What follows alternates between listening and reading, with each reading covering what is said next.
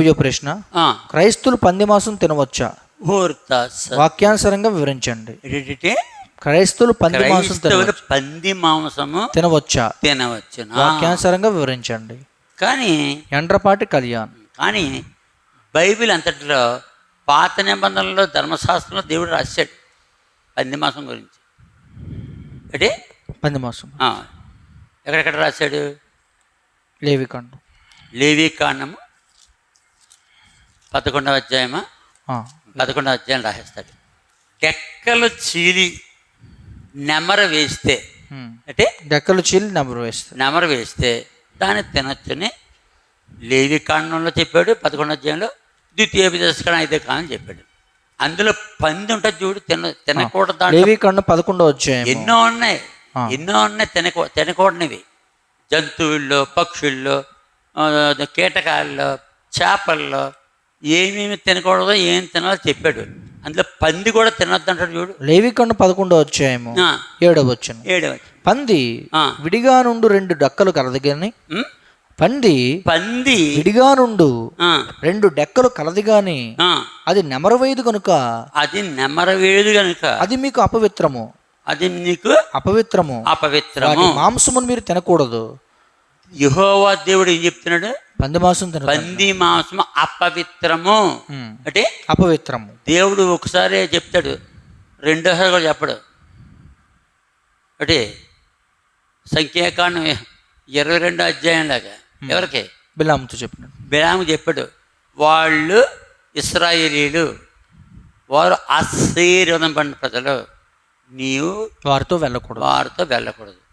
వెళ్ళిపోయి మళ్ళీ వచ్చారు. మళ్ళీ అడుగుతున్నాడు దేవుణ్ణి, ప్రభు వెళ్ళమంటావా అని. వీడి సంగతి ఎలాగుందని వెళ్ళమన్నాడు. చంపి పారేశాడు. అంటే చంపాడా? ఎవరితో చంపేశాడు? ఇశ్రాయేలుతోనే చంపేశాడు. దేవుడు అంటే దేవుడే చెప్తాడు. రెండోసారి అడిగావా నీ సంగతి అయిపోయినట్టు. ఇంకా చెప్పాడు ఖచ్చితంగా. ఏమని? అపవిత్రము. ఒక్కసారి దేవుని నోట్లో అపవిత్రం వచ్చిందంటే, యేసుప్రభు పంది మొహం తిన్నాడా? శిష్యులు తిన్నారా? కప్పులు చెప్తా అంటే ఒక చోట ఉందలే, ఆ మాట పట్టుకుని పంది మాసం కూడా తిన్నా క్రైస్తవుడు. నేను పంది మాసం తిన్నా, గుడ్డు మాసం కూడా తిన్నా. అంటే పంది మాసం. మరి మా చిన్నప్పుడు మా తల్లిదండ్రులు టీచర్లు కాబట్టి అలాంటి అలవాట్లు లేవు. పంది మాసం తినాం మేము, గుడ్డు మాసం తినాం. ఎప్పుడు తేలేదు మా తల్లిదండ్రులు, మేము ఇప్పుడు తేలేదు మా పిల్లలకి. అయితే మేక మాంసం, అసలు కోడి మాంసం. ఇప్పుడు కోడి మాంసం కూడా తిన మాంసం సరిగ్గా లేదండి. కాబట్టి పంది మాంసం తినకూడదు, అపవిత్రం చెప్పాడు దేవుడు. అక్కడ లేవికాండంలో చెప్పాడు, ద్వితీయోపదేశకాండం 5లో చెప్పాడు చూడు. తినొద్దంటే తినకూడదు అంతే.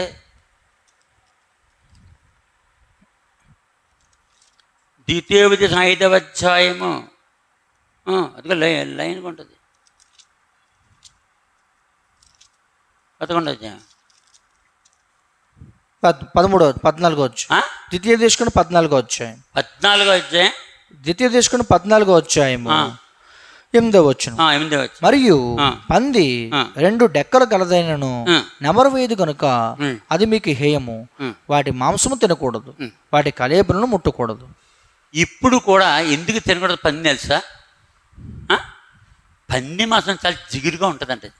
తిన్నవాళ్ళు చెప్పారు, పంది మాంసం తింటే బద్దె పురుగు వస్తుంది. అది వాళ్ళకి కడుపులో ఏం పురుగు? బద్దె పురుగు. పంది మాంసం తింటే ఫిట్స్ వస్తాయి. పంది మాంసం సైతానుకి పందిని పోల్చాడు. కొత్త నిబంధనలో 8వ అధ్యాయం మత్తయి సువార్తలో గెరాసైన దేశంలో పందులు మేపుతున్నారు. మరి ఆ యేసుక్రీస్తు ప్రభు కాలంలో ఆ యొక్క దురాత్మలు సమూహము ఎందులోకి వెళ్ళడానికి ఆజ్ఞాపించమని చెప్పాయి. పందుల్లోకి. పందికి సైతానికి దగ్గర సంబంధం. అందుకనే పందుల్లోకి వెళ్ళిపోయి ఆ పందులు ఇప్పుడు ఒక అపవిత్రుడిని, ఒక దేవుని సంబంధం కానివాడిని పందిగా పోలుస్తారు. అంటే పందిగా పోలుస్తారు. ఇప్పుడు కూడాను ఇక దెయ్యం పట్టినోడికి దేనికి పాపోతే పంది మాంసం ఉండి పెడితే పోద్ది. అంటే పంది మాంసం పెట్టుదాం. ఎందుకు? ఆ సైతాన్ గడికి పంది మాంసం కావాలి. అర్థమవుతుందా? కానీ ఒక వచనం తిమోతిలో, 1 తిమోతి 4 ఒక వచనం ఉంది. దీన్ని బట్టి తింటున్నారండి పంది మాంసాలు. అంటే చాలా దారుణం. 4వ అధ్యాయము 1 నుండి 4 వచనాలు. 1 తిమోతి 4వ అధ్యాయం స్పష్టంగా చదువు, 1 నుంచి 4 వచనం. అయితే కడవరి దినములలో కొందరు అబద్ధికుల వేషధారణ వలన మోసపరుచు ఆత్మల యందును దయ్యముల బోధ యందు లక్ష్యముంచి విశ్వాస భ్రష్టులగుదురని ఆత్మ తేటగా చెప్పుచున్నాడు. ఆ అబద్ధికులు వాతవేమన మనస్సాక్షి గలవారే వివాహమును నిషేధించుచు సత్య విషయమై అనుభవ జ్ఞానం గల విశ్వాసులను కృతజ్ఞతాస్తుతులు వస్తే మరి అంటే వివాహము నిషేధించుతున్నారండి. మరి భగత్ సింగ్ గారు వివాహం చేసుకున్నాడు, తిరిగి వచ్చాడు ఇంగ్లాండ్ నుంచి. భార్య ఏం చెప్తుంది? అతడు సిక్కై ఉన్నాడు, సిక్కుడిగా వెళ్ళాడు, సిక్కుగా వచ్చాడు, సిక్కుగా ఉంటేనే నేను ఉంటాను అంతో. అప్పటికే కుమారుడు పుట్టాడంట, లేకపోతే వద్దన్నది. అంతే, భగత్ సింగ్ గారు ఆగిపోయాడు అంతే, ఇంకో పెళ్లి చేసుకోలేదు. సాధు సుందర్ సింగ్ సంగతి ఏంటి? వివాహం లేదు, వివాహము చేసుకోలేదు. అంటే వివాహం చేసుకోకపోవడం అప్పుడు వాతవేయబడి మనస్సు గలవాడని అర్థమా? కాదు.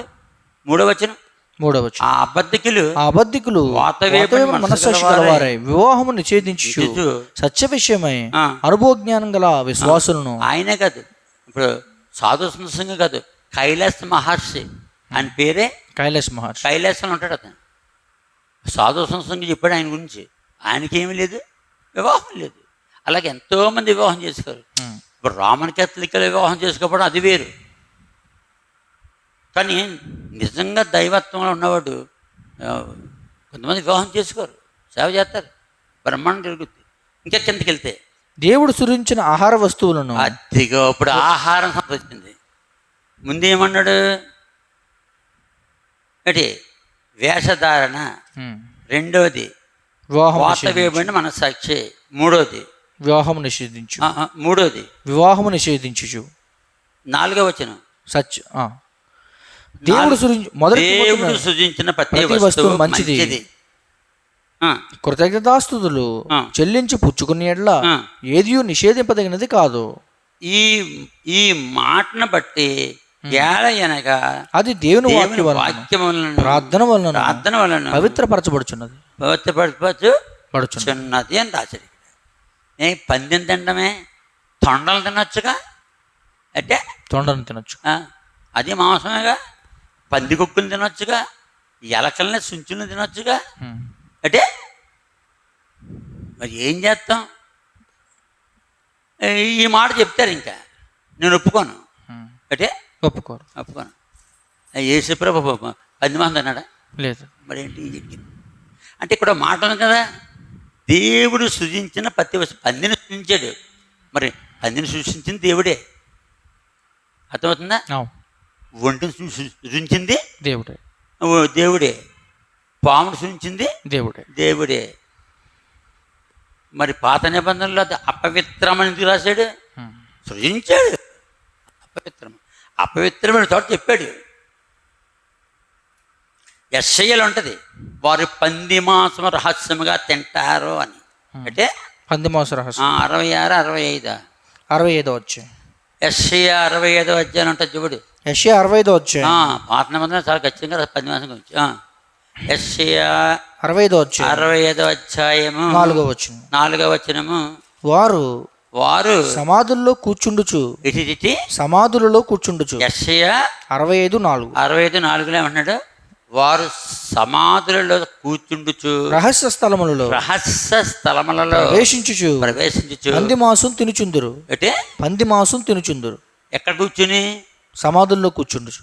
ఇంకా రహస్య స్థలంలో ప్రవేశించి సీక్రెట్ గా, ఏం పబ్లిక్ తినొచ్చుగా, తప్పని తెలుసు. అప్పుడే పాత నిబంధనలో 3 రాశాడు. మొట్టమొదటిసారి లేవికాండము 10వ అధ్యాయం, 11వ అధ్యాయం, ద్వితీయోపదేశకాండం 14వ అధ్యాయము 13వ వచనం,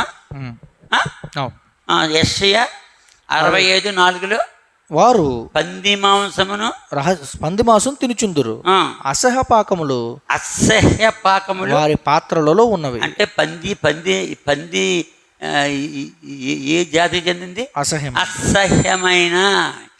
ఇక్కడ ఎస్ఐలు ద్వితీయోపదేశకాండంలో అపవిత్రమైన అక్కడే 66:17 66:17 తోటల్లోకి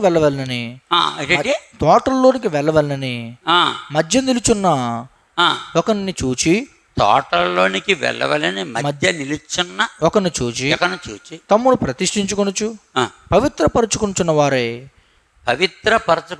వారే పంది మాంసమును హేయ వస్తువును అద్దికో పంది కొక్కును తిను. పంది మాంసం ఏంటి? హేయ వస్తువు అంటే హేయ వస్తువు. మన కళ్ళు కనపడటం లేదా?